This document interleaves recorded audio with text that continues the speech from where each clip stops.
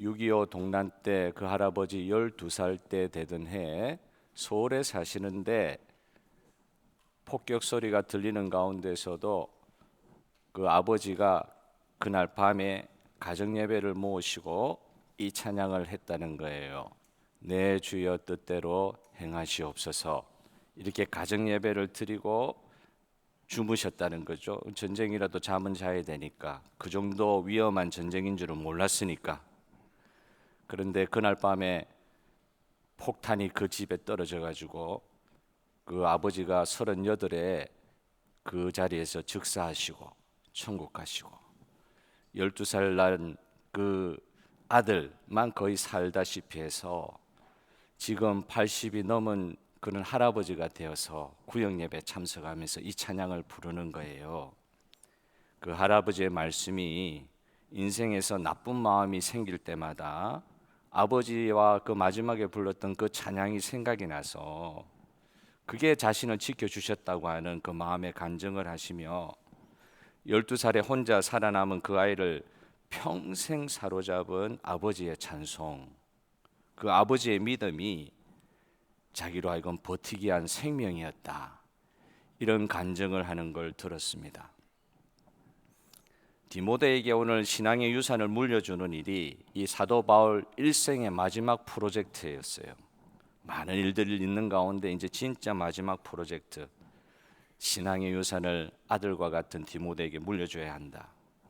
바울이 디모데 후서를 아들에게 보내는 유서와 같이 썼어요. 그 뒤로는 성경을 쓰지 못했습니다. 감옥에서 처형되었습니다. 이 마지막 편지에서 바울은 유독히 이런 표현을 많이 쓰고 있습니다. 디모데야, 나와 함께 고난을 받으라 1장 8절, 복음과 함께 고난을 받으라 2장 3절, 모든 일에 고난을 받으라 4장 5절. 여러분, 저와 여러분, 우리 아이들에게 이렇게 가르칠 수 있을까요? 내가 아무리 고생을 그렇게 해도 우리 아이들은 고생 안 했으면 하잖아요. 나는 그래 고생했지만 너는 고생하지 마라. 이게 부모의 마음 아니겠습니까? 아이들 강하게 훈련시켜서 이 앞으로 올 세대, 전에도 말씀드렸지만 앞으로 올 세대가 예사롭지가 않아요. 마지막 때가 다 되어서 그런지 예사롭지가 않아요.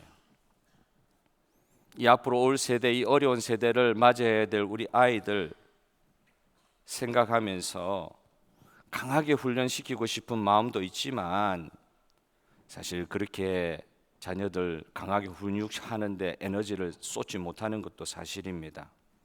그렇게 못해요. 이민생활 하시는 우리 가정들은 더 그러실 것 같아요. 같이 고생하는 그 자녀들에게 대한 애환이 있잖아요. 애환. 아이고, 내 따라와가지고 얼마나 고생했냐 아이들이. 여기서 태어나가지고 얼마나 고생이 많냐. 치근한 마음도 있고, 나도 고생이지만 너희들도 너무 고생하니 막 훈육을 하면서 강하게 이렇게 다그치면서 똑바로 살아라고, 하나님 앞에 똑바로 살아라고 그렇게 강하게 훈육시키지 못하는 면도 없지 않아 있습니다. 진짜 그러나 길게 생각해 보면은 여러분, 강하고 바르게 교육을 시켜야 진짜 그 아이들 사랑하는 것일 것 같아요. 20, 30년 후를 생각하면 지금 아무리 아이들이 불쌍하고 이 아이들이 걱정이 돼가지고 마음에 애환이 있어서 지금 잘해주고 싶어도 20, 30년 후에 닥칠 그 아이들이 닥칠 그런 삶을 생각하면 조금 힘들더라도 지금 강하게 이야기해야 돼요. 이 바울처럼 너 나와 함께 주 예수 그리스도를 위하여 고난을 받으라, 이렇게 훈련을 사실은 해야 될 것 같아요. 바울은 왜 이렇게까지 강하게 이야기합니까? 마지막 유언인데 좋은 말 다 해줄 수 있을 것 같은데 좋은 말보다는 고난 받으라고 이야기를 왜 할 수 있을까요? 왜 그렇게 했어야 했을까요? 사도 바울은 디모데를 온전한 사역자로 세우고 싶었습니다. 오늘 읽었던 본문 제일 끝절에 보면은요, 하나님의 사람으로 온전하게 하고 싶다. 그 디모데에게 하는 말이거든요.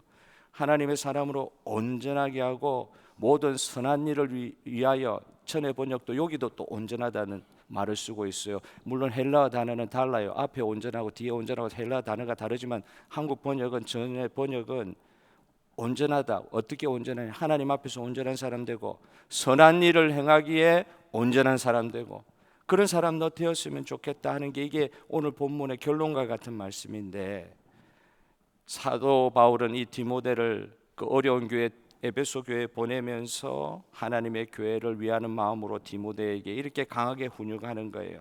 자신의 믿음을 물려주는 1세대에 그 교회 세우느라고 얼마나 고생하면서 어려웠던 이 사도 바울의 삶, 굳이 인간적으로는 물려주고 싶지는 않지만 교회를 생각하니까 진짜 디모데가 바로 된 사역자가 돼야 될 것을 생각하니까 그렇게 온전한 믿음 갖기 위해서는 나와 함께 고난받으라고 그렇게 가르치고 있는 것입니다. 고난을 물려주다니요. 있을 수 없는 일을 복음 안에서 지금 사도 바울이 디모데를 가르치고 있어요. 그걸 물려주려고 하는 거예요. 여러분, 오늘 본문을 통해서 첫 번째 생각해 볼 것은 바울이 진짜 디모데에게 무엇을 물려주고 싶어 합니까? 무엇을 개성시키고 싶으십니까? 온전한 믿음 물려주고 싶어 한다고 말씀드렸죠. 오늘 14절에 읽은 말씀을 보면 배우고 확신한 일에 거하라. 배우고 확신한 일에 거해야 된다. 너는 그 뒤에 이렇게 표현하고 있어. 너는 누구에게서 배운 것을 기억하라. 너 누구한테 배웠니? 누굽니까? 사도 바울에게 배웠다. 너 나에게 배우지 않았니? 이 말하고 있어요. 너는 나한테 배운 대로 그 확신한 가운데 거하라. 디모데에게 지금 필요한 것은 사도 바울의 뛰어난 성경 지식이 아니었습니다. 그것도 물론 필요한 것이었지만 진짜 디모데에게 필요한 것은 온전한 믿음이었어요. 디모데는 바울의 위대한 설교를 통해서 변화된 것 같지만 그게 전부 다는 아니었어요. 바울의 위대한 설교를 듣고 그 설교에 감화를 받아서 변화된 것 같지만 그게 전부 다는 아니었어요. 사실 디모데가 어떤 과정을 통해서 회심하고 예수 그리스도의 사람이 되었습니까?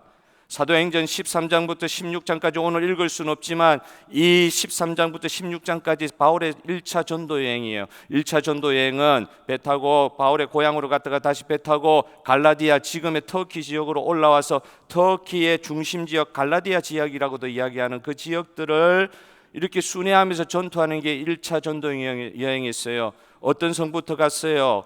안디옥. 여기 수리 안디옥 아니에요. 사도 바울과 바나바를 파송한 안디옥 교회 아니에요. 여기 나오는 안디옥은 비시디아 안디옥이에요. 비시디아 안디옥.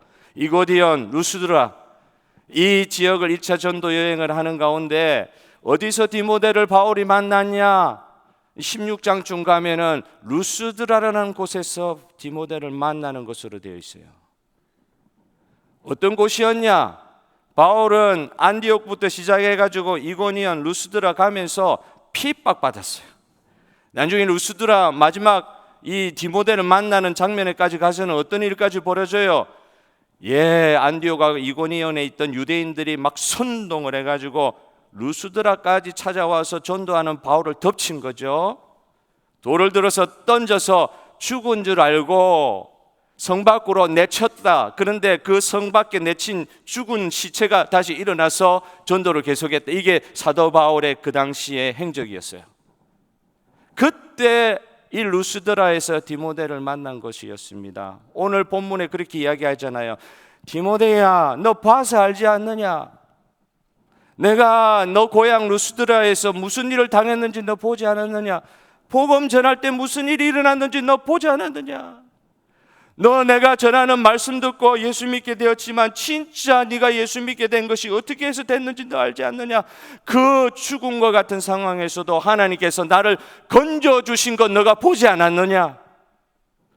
오늘 저와 여러분 믿음의 1세대, 그 다음 세대 디모데와 같은 다음 세대에게 오늘 이런 고백을 할 수 있는 우리 첫 세대가 되었으면 좋겠습니다. 그냥 지식으로 전하는 너 성경 많이 읽어라, 읽으면 된다. 그렇게 해서 믿음이 성장할 것 같지만 성경을 읽고 난 이후에 그 성경을 살아내는 사도 바울을 디모데가 본 거예요. 말씀만 현란하게 잘 전하고 끝나버린 바울의 삶이 아니었고, 오히려 말씀 때문에 죽을 고생하는 바울의 모습, 그거 보고 실망할 수도 있잖아요. 낙심할 수도 있잖아요. 어떻게 복음은 영광스럽고 위대한 것이라 그랬는데 그 복음의 말씀을 듣고 죽을 지경에까지 이런 사도 바울을 보면서 사실 실망할 수 있잖아요. 낭망하고, 이런 것 같으면 내가 왜 교회 다니냐 말이에요. 내가 왜 예수 믿느냐, 그럴 수도 있는데, 디모데가 어떻게 해서 진짜 바울의 뒤를 이어가는 믿음의 동력자가 될 수 있었느냐? 설교한 대로 목숨까지 버리는 사도 바울의 모습을 보면서 거기에서 진짜 감격을 한 것 같아요. 복음에 붙들려 사는 사도 바울의 모습을 보면서 하나도 흠모할 것이 없잖아요. 우리 주 예수님 십자가에 못 박혀 돌아가실 때 흠모할 것이 없다 그랬다. 하나도 좋게 볼 것이 없는데 그 모습을 보고 진짜 신앙을 가지게 된 거예요. 그 아들이, 양아들이. 아버지가 돈 많이 벌고 아버지가 막 세상에 명예가 있는 그 모습을 보면서, 이야, 내 아버지 본받아야 되겠다, 그래 된 게 아니고, 복음 때문에 죽을 고생을 하는데도 그 모습을 보면서 디모데가 변화를 받은 거예요. 디모데가 박해와 어려운 가운데서도 복음의 가치를 위해 모든 것을 헌신하고 자기의 목숨을 초계와같이 버릴 정도로 복음을 위해 모든 것을 내어놓는 사도 바울을 통해서 예수님을 알고 믿게 된 것 같아요.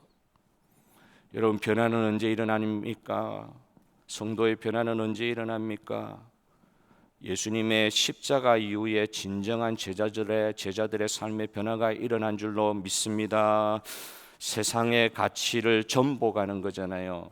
세상의 가치는 어제 본문, 아침에 읽었던 본문에도 어디 자기 사랑하는 게 뭐가 죄예요? 돈을 사랑하는 게 뭐가 죄예요? 세상 가치로는 그거 다 중요하게 생각하는 거란 말이에요. 그런데 예수 그리스도의 가치, 복음의 가치 안으로 들어오다 보니까 나의 삶에서 내가 주인이 아니라 나를 구원하여 주신 예수 그리스도가 나의 주인인 줄 믿습니다. 이 믿음이, 바울에게 있었던 이 믿음이 돌에 맞아 죽을 것 같은 상황에 있는 그 바울을 보면서도 디모데가 확신을 하게 된 것입니다. 그래서 복음 사역자의 길, 아버지, 양아버지인 사도 바울의 뒤를 따라가지고 그 고생길을 따라가는 거예요. 뭐 때문에? 복음 때문에, 주님이 주신 구원 때문에. 진짜 배움은 그렇기 때문에 글로 가르치는 게 아닌 것 같아요. 글로 배우는 것이 아닌 것 같습니다. 책으로 가르치는 것이 진짜 배우는 거 아니다. 복음에 매여 목숨도 두렵지 않고 성령에 매여 움직이는 사도 바울을 통해서 참된 제자가 일어나는 것입니다. 그 어려운 가운데서도 바울을 건지시는 하나님을 디모데는 눈으로 보고 체험적으로 하나님, 복음을 주시는 하나님의 은혜를 알게 된 거예요. 온전한 가르침과 배움이 사도 바울의 삶, 그와 동행했던 디모데의 삶을 통해서 일어났던 것입니다.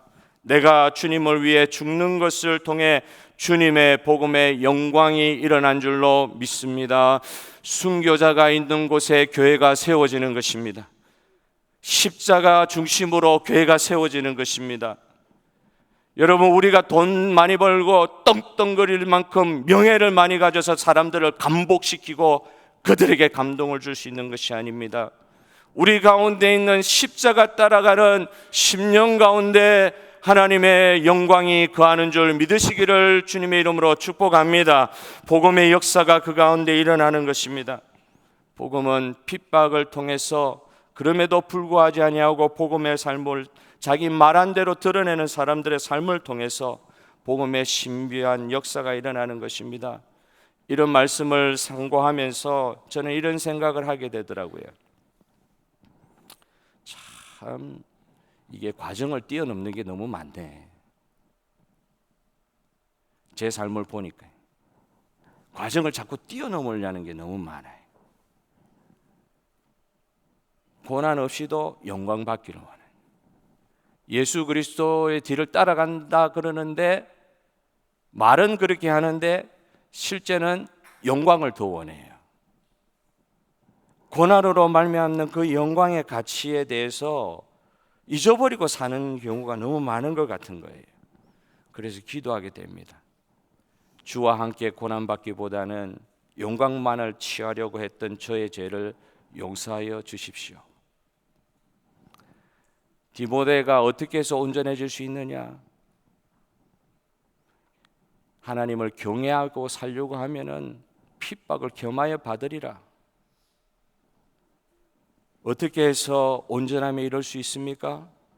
주를 위해 받는 고난이라면 그 고난의 길도 쫓아갈 때에 온전함에 실제로 체험되는 역사가 일어날 줄로 믿습니다. 그렇게 되기를 소원합니다.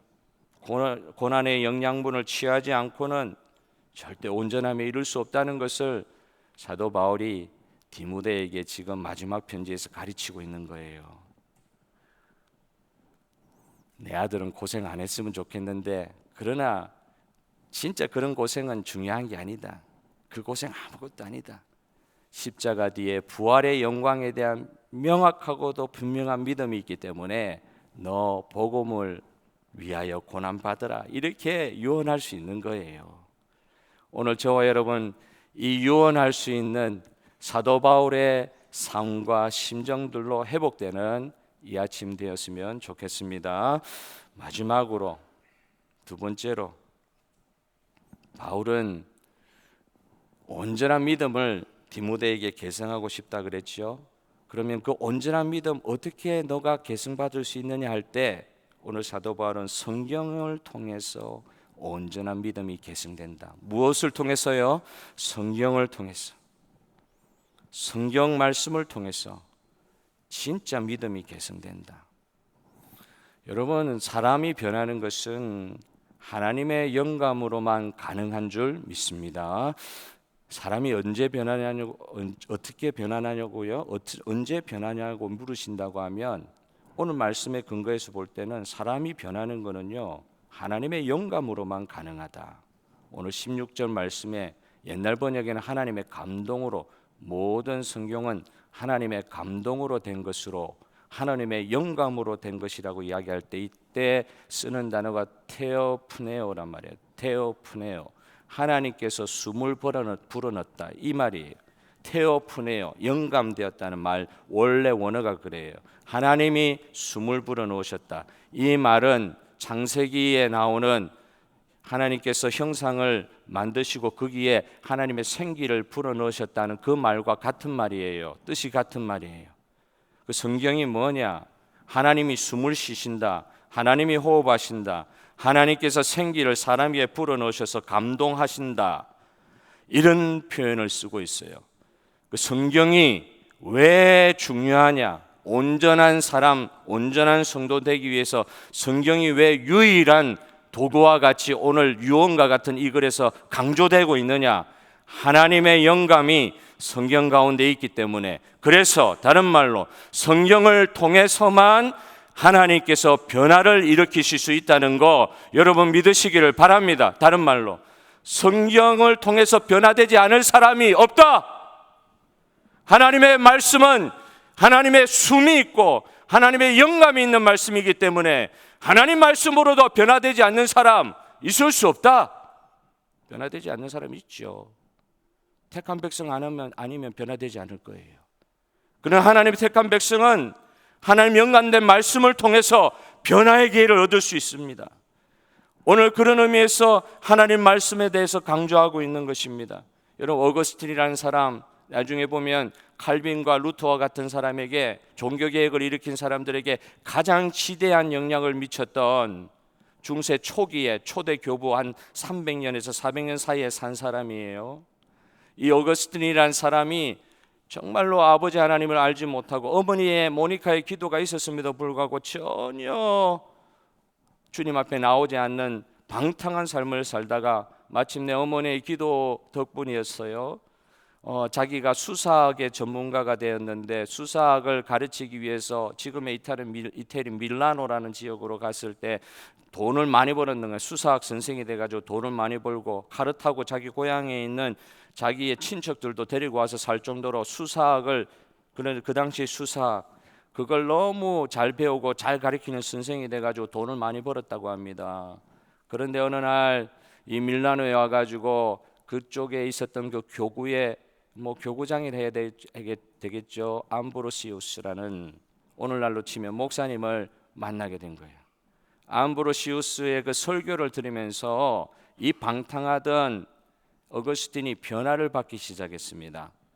변화를 받았는데 설교 들을 때 은혜를 넘치고 설교 들을 때 은혜 넘쳐가지고 나갈 때는요, 야, 이 설교 들어서 정말 주님 위해서 살 수 있다고 생각할 정도로 은혜를 받기는 받았는데 자기의 정욕의 삶이 전혀 고쳐지지 않는 걸 보면서 더 괴로워하는 거예요. 왜 나는 이런 은혜로운 말씀을 들었는데도 이 죄악에서 벗어날 수가 없는가? 너무 괴로웠다는 거예요. 괴로웠는데도 어거스틴의 상황이 어땠느냐? 어거스틴의 고백록에 보면 이런 내용이 나옵니다. 어거스틴의 말이에요.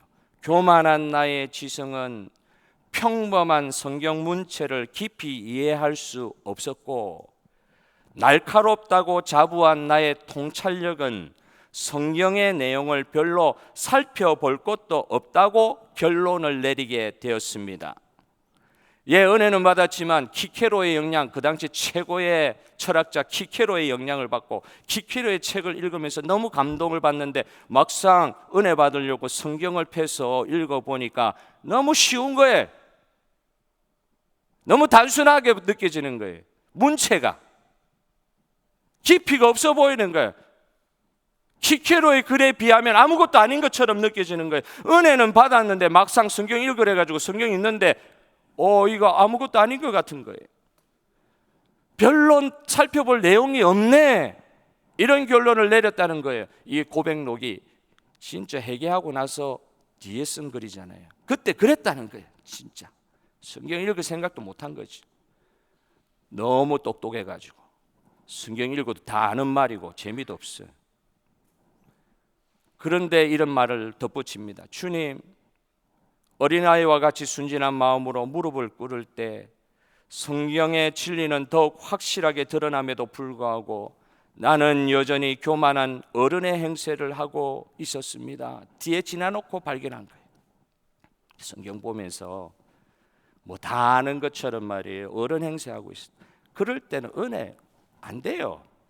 아무리 암브로시우스의 천하를 변화시키는 설교를 들어도 변화 안 됩니다. 설교 들어가 변화 안 돼요. 어떤 면에서는 그건 시발점이에요. 진짜 은혜 받으려고 하면은 성경 앞에 어린아이와 같이 나가야 된다는 거예요. 그 뒤에 발견한 깨달음이었어요. 지식의 교만함으로 성경 볼 때 성경을 분석하고 다 아는 성경, 오늘 새로운 분석 쪼개는 말씀을 내가 들었고 이래가지고 변화가 일어나는 거 아니다. 오늘 영감된 하나님의 말씀의 가르침이 없으면 절대로 하나님의 일을 감당할 만한 온전함에 이룰 수 없다는 것을 가르쳐주고 있습니다.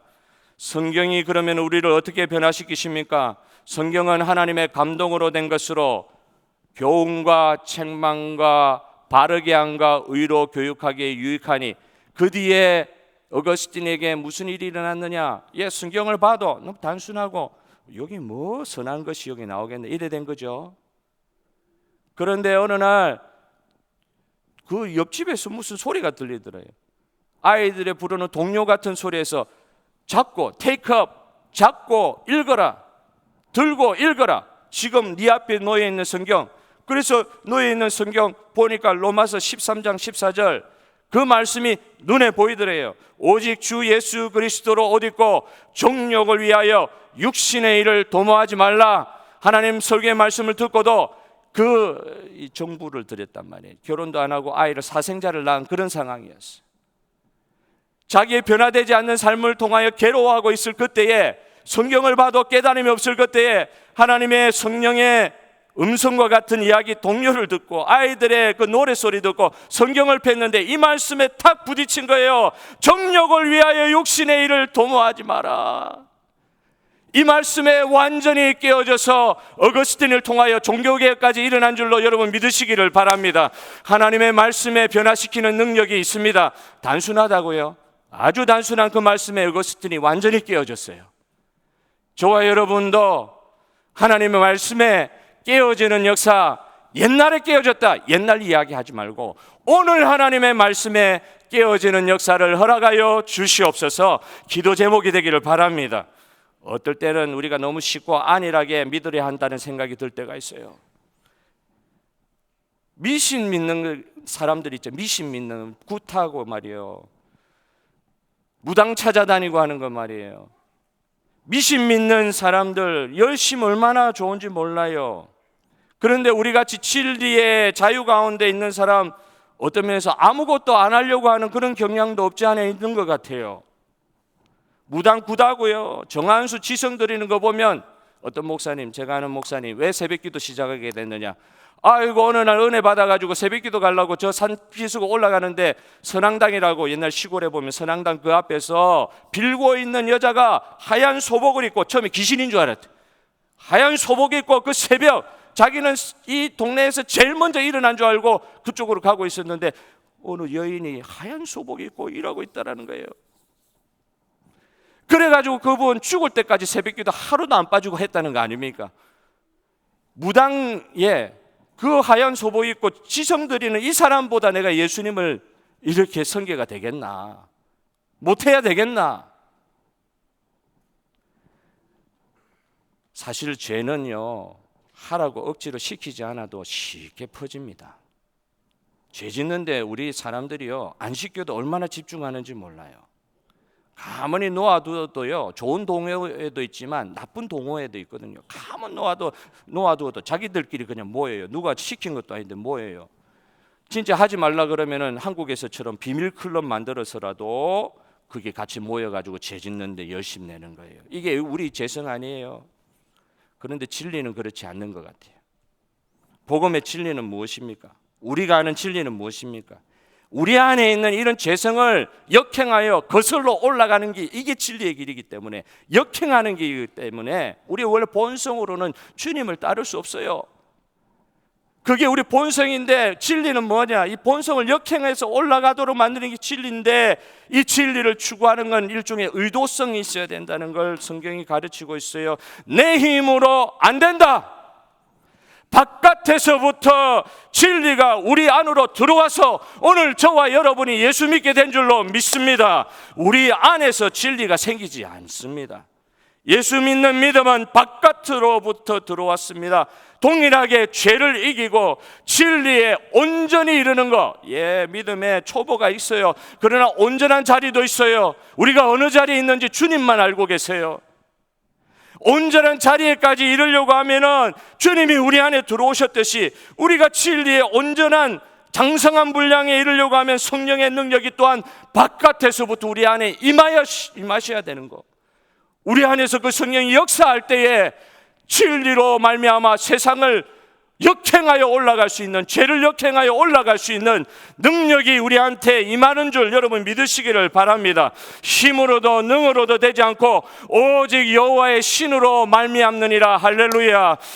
우리 하나님의 신이 역사하시는 것, 하나님의 성경 말씀을 대할 때 이런 의도성이 필요한 것 같아요. 말씀이, 능력이 우리를 바깥에서부터 많이 깨닫고 이래가지고 내 속에 있는 선한 것을 끌어내는 게 아니라, 하나님 말씀이 어거스틴의 경우처럼 바깥에서 파고 들어와서 그를 탕쳐야 되는 것입니다. 너 육신대로 살지 마라, 정욕대로 살지 마라. 책망하시는 성령의 음성을 듣게 하시는 게 하나님의 말씀이고, 이 쪼개는 하나님의 말씀, 그때 쪼개는 건 내가 말씀을 쪼개는 게 아니라 말씀이 나를 쪼개는 거예요. 내가 말씀 쪼개는 게 아니라 말씀이 나를 쪼개는 거예요. 하나님의 말씀은 힘이 있어 좌우의 날선 어떤 것보다 예리하여 혼과 영과 관절과 골수와 우리 안에 있는 가장 보이지 않는 그 어떤 것도 찔러 쪼개기까지 하니, 또 마음의 생각과 마음의 뜻을 판단한다, 감찰한다고까지 말씀하지 않으셨습니까? 하나님의 말씀이 우리를 인도하여 쪼개는데, 거기에서 우리가 반항하지 말고 하나님 말씀에 인도하면 우리가 말씀을 쪼개고 분석하는 게 아니라, 말씀이 나를 분석하여 책망하실 때는 그 말씀 들어야 돼요. 바르게 하고 의로 교육하시는 하나님 말씀 들을 때 어거스틴처럼 그 앞에서 깨져야 될 줄로 믿습니다. 그건 옛날에 20년 전에 처음 예수 믿을 때 있었던 일이고 지금은 안 해도 된다. 아니요. 디모데에게 이렇게 가르쳤듯이 바울이 주님 나라 갈 때까지 이런 일들 우리 가운데 있어야 될 줄로 믿습니다. 여러분, 오늘 말씀 조금 더 있지만 마무리를 하려고 합니다. 저는 오늘 이 설교 전하고 나서 우리에게 일어날 변화를 기대하면서 이 자리에 섰습니다. 2025년에는 이 기초되는 하나님의 말씀사에게 말씀을 읽고 묵상하고 통독하고 조금 더 나아가서는 여러분도 해보셨잖아요. 필사하는 데까지. 정말 말씀을 가까이 할 수 있는 길이 없을까? 24365 기도 이번 회기에는 텅텅 다 비어 있어요. 저도 이름을 안 적고 있어요 지금. 여러분 적고 그 빈자리 주로 보통 저는 적는데 너무 많이 비어 있어가지고 다 적을 판에 적지를 못하고 있어요. 기도하러 나오시기도 하지만 혹은 적어 놓으시고 못 나오시더라도 여러분이 있는 자리에서 기도하시더라도 그 시간대에 이름을 적으시면 좋겠어요. 그리고 기도하러 나오셔가지고 말씀도 읽으시면 좋겠어요. 우리가 새벽기도 저희가 방송을 계속 내보내는 이유가 무엇입니까? 그 본문 있는 그 본문의 말씀 그대로 읽고 그 본문 묵상하는 거 하루라도 빼지 않고 어쨌든 전달하려고 하는 것입니다. 오늘 우리를 변화시키시는 하나님의 감동의 말씀에 정말 놀라운 체험이 있는 이후의 시간 되었으면 좋겠습니다. 이 말씀 준비하면서 북한 사람들 생각나더라고요. 지금도 북한에 성경 전하기 위하여 사역하시는 사역자들이 있는 거 알고 계세요? 주로 오스트레일리안, 미국 사람, 캐나다 사람 아무나 못 들어가니까 그런 사람들, 중국 사람들, 연변에 있는 중국 사람들 일꾼으로 세워가지고 비밀스럽게 성경을 전달하는 일을 지금도 하고 있는 선교단체가 있어요. 어떤 선교단체에서는 이미 오래된 일이고 지금 중국에서 다 쫓겨난 상황이지만 중국에서 사역할 때에 북한에서 탈북한 사람들, 예수 믿고 은혜 받기 시작한 사람들 세우기 시작하면서 어떤 일을 했느냐, 그 사람들 목회자로 세워야 되겠다 공부를 시키려고 하니까 뭐 자료도 없고 기존 신앙의 틀도 없고 해서 어떻게 교육시켰느냐, 성경을 그 굴 속에서, 옛날 이야기죠, 그 굴 속에서 그 허름한 움막에서 100번을 성경을 읽히는 일을 한 거예요. 그 선교사님 어떤 일이 벌어진 줄 아십니까? 북한을 탈북한 그 사람들이 그 100번 성경 읽고 나서 북한에 다시 들어가는 역사가 일어난 줄 믿습니다. 아이고 성경 읽으니까 변해요. 살라고 나왔다가 성경 읽고 다시 복음 전하러 죽으러 가는 거예요. 아직 북한에는 그런 사람들이 있어요. 여러분 우리가 지금 몰라서 그렇지 북한에 있는 교회 작지만 강합니다. 지하교회 성도들 아직도 장롱 속에 성경 숨겨놓고 있는 성도들이 있다고 하는 걸 눈으로 보여주는 사람들이 있습니다. 아직도 그런 사람들이 있습니다.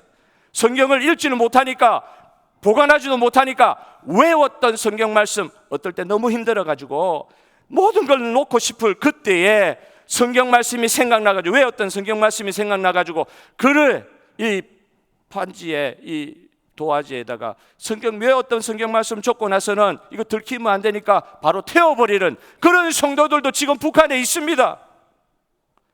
여러분 오늘 우리에게 주신 이런 좋은 환경에 하나님의 감동, 때에 맞는 변화, 날마다 주님의 장성한 온전한 분량에 이르게 하시는 하나님이 주시는 은혜의 기회 가운데 변화받고 주님 안에서 은혜받고 새로운 삶의 차원이 오늘도 열리는 저와 여러분의 삶이 되시기를 주님의 이름으로 축복합니다.